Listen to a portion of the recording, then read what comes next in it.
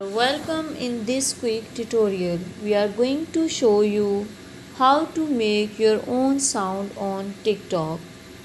It's super easy and we will make sure you get it right. Just make sure you are logged in and using the latest version.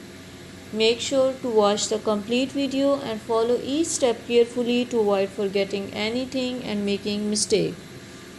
First of all, you have to click on the TikTok app. The app will appear. Now click on the plus mark and select the timer. Click on this red button and your video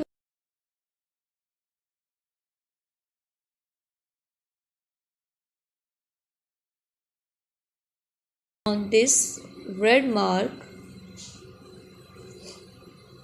Here you can see add sound. If there will be no sound, then you can add your sound.